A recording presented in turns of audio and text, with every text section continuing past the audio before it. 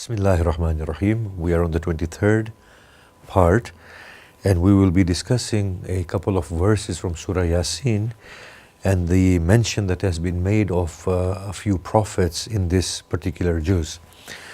Surah Yasin is the queen of the Quran, but because we read it so often, we tend to miss out on the meanings of Surah Yasin. We need to pay attention to the subtleties that are contained within Surah Yasin to be able to understand the fullness of what it's trying to say. For example, there is a story about a particular individual in Surah Yasin when he says to the people, اتبعوا من لا يسألكم أجرا وهم مهتدون. When the prophets come to a particular village, there is a person from the village says that follow what these mursal or these messengers are saying. They are guiding you and they do not ask you for any reward in return. And why should I not worship the one who has created the heavens and the earth, and to him we shall return? Should I take beside the Rahman, the most merciful, any gods who will not be able to repel any harm from me, nor be able to intercede for me, nor procure any good for me? If I were to do that, indeed, I would be amongst those who are in open misguidance. Indeed, I have brought faith in your Lord, thus listen to me. Now at this point, they attack him and they kill this noble soul. When they put him to death, the verse says, قِيلَ ادْخُلِ الْجَنَّةِ, enter within the gardens or enter within the paradise. At this point, this noble soul says, قَالَ يَا لَيْتَ قَوْمِي يَعْلَمُونَ, if only my people knew, بِمَا غَفَرَ لِرَبِّي وَجَعَلَنِي مِنَ الْمُكْرَمِينَ, of how my Lord has forgiven me and made me of the noble ones, or the ones who are honored. Now this is amazing that the soul of this person is so refined that after preaching to his people and after them killing him, his heart is still paining for them, that if only they knew how my Lord has forgiven me and made me amongst the honorable ones. If they knew this, then possibly they would turn towards righteousness. To have a soul like that is truly remarkable. Again in Surah Yasin, it says, سبحان الذي خلق الأزواج كلها مما تنبت الأرض ومن أنفسهم ومما لا يعلمون.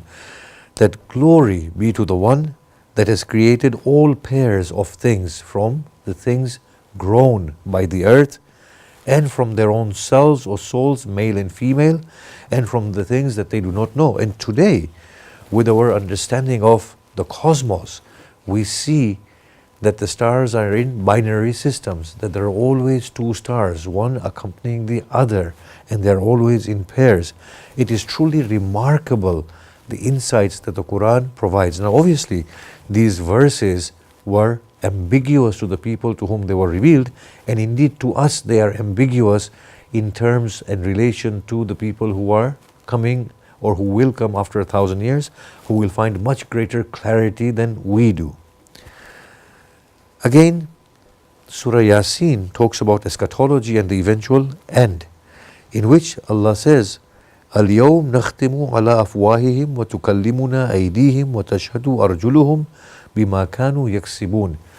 Today we shall set a seal upon their faces, their hands and feet shall bear witness to what they were earning and what they were doing, which seems to say to us that our hands and feet, bodily organs and the whole body is on lease to us. We are quite distinct from this body.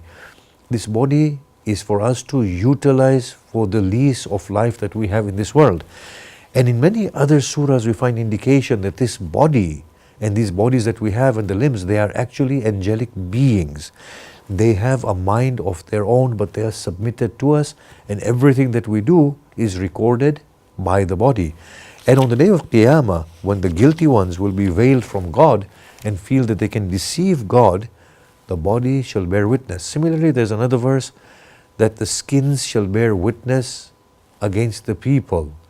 And the people will say to their skins, why do you talk against us?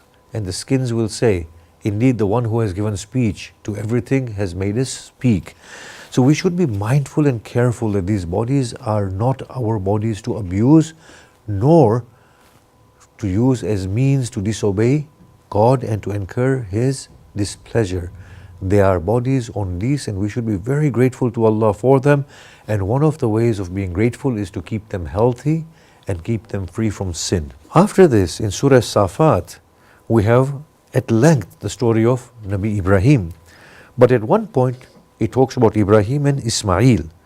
In any case, the Quran says, فَلَمَّا بَلَغَ مَعَهُ السَّعْيِ قَالَ يَا بُنَيَّ إِنِّي أَرَى فِي الْمَنَامِ أَنِّي أَذْبَحُكَ فَانظُرْ مَاذَا تَرَى. When they reached the point of sa'i, in the obviously the rituals of Hajj, Ibrahim turns to Ismail and he says, "Yet, oh child, I see myself slaughtering you in my dream." Ismail says, قَالَ يَا أَبَتِ افْعَلْ مَا تُؤْمَرْ سَتَجِدُنِي إِنْ شَاءَ اللَّهِ مِنَ الصَّابِرِينَ. He says, "Oh father, do what you are commanded to do. You will indeed find me amongst those who are patient." Now it is amazing the way Ismail has faith in Ibrahim, and he does not say to Ibrahim, "It is the devil who is commanding you."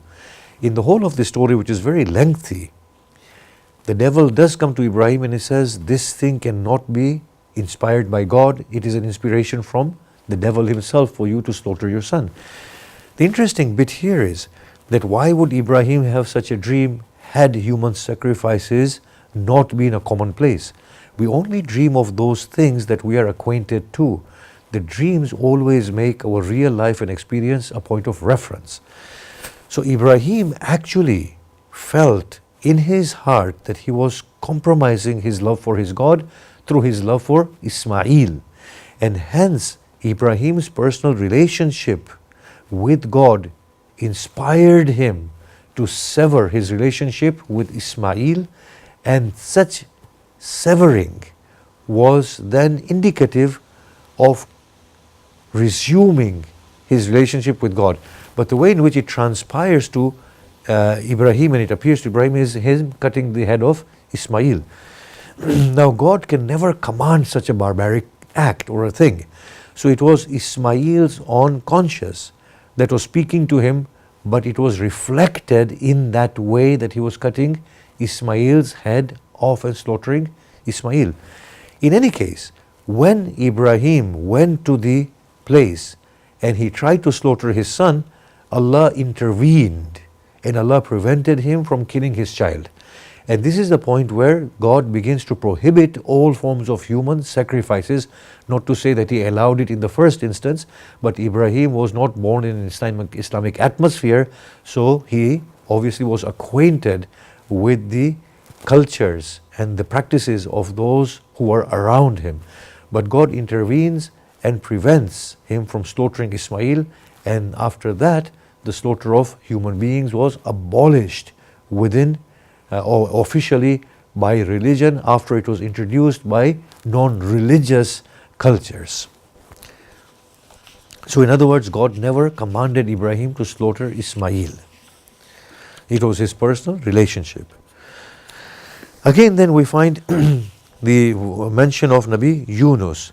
When Nabi Yunus went away disappointed from his people, and we've already made a mention of this previously, that there was an adab coming upon his people, and the imam that he left behind with his people separated the old from young, men from women, and he asked everybody to pray to Allah subhanahu wa ta'ala to avert the chastisement, and the chastisement was averted. And the secret there is that he did not want the pure prayers of any group to be tarnished by the sins of another group, and hence the prayers would not be accepted. In any case, Nabi Yunus was aboard a ship and a big whale came. And the culture there was that when the whale comes, then they would have to then draw lots, and one of them would have to then give themselves up, and the whale would swallow that person up. In any case, Nabi Yunus drew the shortest straw or whatever it was, and then he jumped into the sea, and then the whale consumed him. Now he lived in the belly of the whale, and Allah subhanahu wa ta'ala says he felt very, very regretful at that point. And then he began to cry out and he said, "La ilaha illa ant subhanaka inni kuntu min al-zalimin." Indeed, there is no Allah but you. Glory be to you. Indeed, I have been oppressive to my own soul for not having persevered with my people and hastening your command and not waiting for your decree to come and to command me and instruct me as to what to do. Allah responds here, فَلَوْلَا أَنَّهُ كَانَ مِنَ الْمُسَبِّحِينَ. Had Yunus not been of those who did tasbih at that point, لَبِثَ فِي بَطْنِهِ إِلَى يَوْمِ يُبْعَثُونَ, he would have stayed within the belly of the fish till the day of Qiyamah. فَنَبَذْنَاهُ بِالْعَرَاءِ, we caused the fish to spit him out. Now, when it says we, and then we see the indecisiveness of the decree, we begin to understand here that the agency that is saying we would have called, he would have indeed stayed there until the day of resurrection, and instead we caused him to be thrown out of the belly of the fish, means that these are other agency on behalf of God that are acting, and they did not obviously know the decisive decree that God knew in His infinite knowledge. And therefore the decree was in flux. Had he not done this tasbih, he would have stayed within the belly of the fish till the day of Qiyamah, but due to his tasbih, there was a change in decree. Then finally we have the story of Nabi Dawood. When Nabi Dawood was tested, two angels came to Nabi Dawood, and one of them said, I have one sheep and my brother has 99, and he's asking me to give mine to him in order to strengthen him and give him a full number of 100. Nabi Dawood said he is very unjust. Here the fault of Nabi Dawood is this, that he judged too quickly without inquiring from the other brother as to whether this was something that was true, because it was quite possible the brother who had one sheep could have taken the other brother's animal without their permission and had usurped it, and then made a case against the brother who had 99 sheep. In any case, Sulaiman understood this and he said, "Oh father, maybe you have been too quick in making this judgment."